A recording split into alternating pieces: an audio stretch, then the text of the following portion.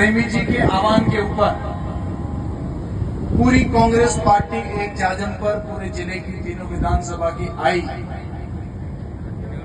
इस जाजम पर आने के लिए समस्त नेताओं को बहुत बधाई, बहुत साधुवाद, बहुत धन्यवाद, आप सबका बहुत बहुत आभार। क्योंकि जनता की लड़ाई हो और कांग्रेस का नेता कोई घर बैठा हो तो वो कांग्रेस का नेता हो नहीं सकता। क्योंकि कांग्रेस का नेता तो वही है जो जनता की लड़ाई के लिए सड़कों पर उतरे, लाठी खाए, जेल जाए,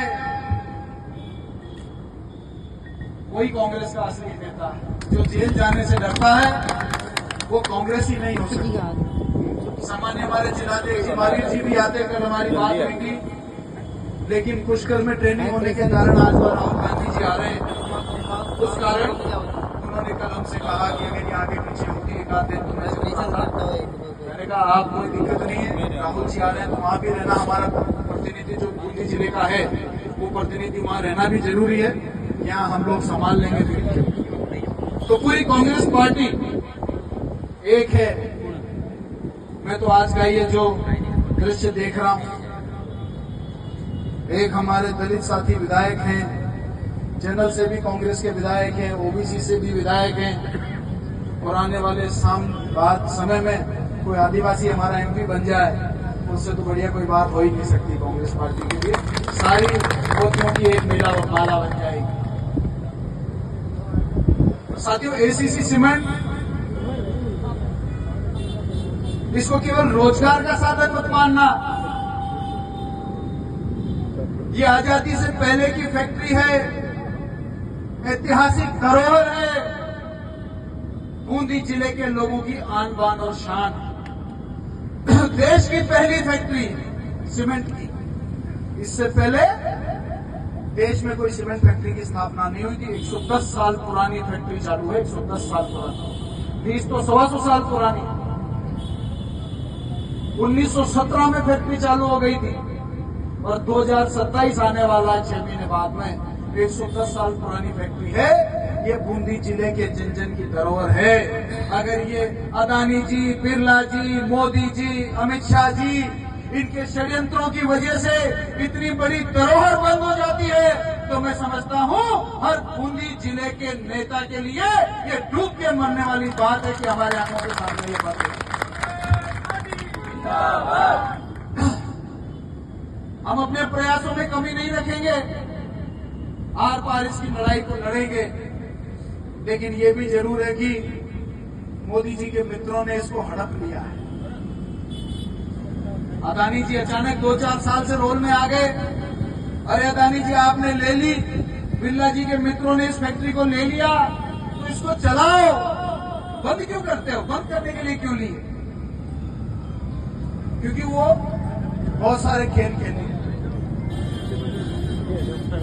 आज देश के प्रधानमंत्री पूरी दुनिया के सामने उनका चाल, चरित्र और चेहरा पूरी दुनिया के सामने एक्सपोज हो चुका है। किस प्रकार से हमारे देश के प्रधानमंत्री अमेरिका के सामने झुके हुए हैं, इजराइल के सामने झुके हुए हैं। उनके क्या कारण है कि हम रशिया से ऑयल नहीं ले पा रहे हैं? उनके क्या कारण है कि हम ईरान से ऑयल नहीं ले पा रहे हैं? हमारे देश के लोगों को इतना महंगा तेल खरीदना पड़ रहा है, इतनी महंगी गैस खरीदनी पड़ रही है, देश का गरीब मर रहा है, लेकिन देश का प्रधानमंत्री जग नहीं रहा है। जिंदाबाद, जिंदाबाद। आप लोगों को याद होगा 10-15 साल पहले जब कांग्रेस का राज था उसको झूठा बदनाम किया गया। 2G घोटाला हो गया, कोलगेट का घोटाला हो गया। अरे भैया, किसी को जेल में डालिए प्रधानमंत्री जी, आप 12 साल से प्रधानमंत्री हैं। अगर वो घोटाले जो अखबार में छपे थे 2G के, कोलगेट, अगर उसमें कोई दोषी था तो आपने आज तक 12 साल तक जेल में क्यों नहीं डाला? आप बताइए, कोर्ट में आप तथ्य पेश क्यों नहीं कर पाए? सब लोग बाइज्जत बरी क्यों हो गए? अगर सब भाईचेन बरी हो गए तो आपने देश से झूठ क्यों बोला, कांग्रेस के ऊपर झूठा आरोप क्यों लगाया? जो ईमानदारी से देश का काम कर रही थी मनमोहन सरकार, उस सरकार को झूठ बोलकर देश की जनता को मूर्ख बनाकर आपने हटाने का काम किया। उसके बाद देश को बर्बाद किया। इस देश में लाखों गरीबों की आपको हाई लगेगी, हालांकि आपके आने वाली पीढ़ियां ही नहीं है, आपके को क्या दिक्कत? આપણા ગામમાં લોકો ખોજે તારો ખોજ જાજો, તારા આબાવાળા કો ભી ખોજ જાજો, इनको तो आबावाળા છે પણ यहाँ કાંઈ ખોજ જાઓ यहाँ के तो आगे न पहुंचे। भाइयों बहनों, अगर ये देश बर्बाद हो गया तो मैं थैला लेके भाग जाऊंगा। जसोदा दिन छोड़ भागे, जिसे देश में छोड़ भाग जाऊंगा, यहाँ को कहीं बगड़ रहे। कितनी बड़ी बड़ी बातें करी जी, बहुत रह लिया देश का युवा बेरोजगार, अब की बार मोदी सरकार। मेरी फैक्ट्री आएगा मोदी जी का एक बाद में, आप 100 साल पुरानी जो वही बंद हो रही। बहुत हुआ किसानों पर अत्याचार, अब की बार मोदी सरकार। अरे पिंदा मेल जाए काशगार तो था ना मोदी जी। आज डीएपी यूरिया का भाव कांग्रेस का राज में 400 था, आज 2000 में 10 किलो कम बन रही है। कांग्रेस का राज में 400 रुपये में 50 किलो को कट्टो जो, पटना का राज में 2000 रुपये में 40 किलो को कट्टो जो। और यहाँ का बेशरम मंत्री कहते कि काश्तकार का बोल लाग नहीं चाहिए कट्टा हुई, जिसमें किलो कम कर दिया, छोड़ लो। अत्ता सु बड़ो बेईमान पैदा नो सकी धरती में, काश्तकार का बोझ लाग नहीं खाई जाए, ये तो 10 किलो माई डकार गया। महंगाई की कितनी बातें करे जा, बहुत हुई महंगाई की मार, अब की बार मोदी सरकार।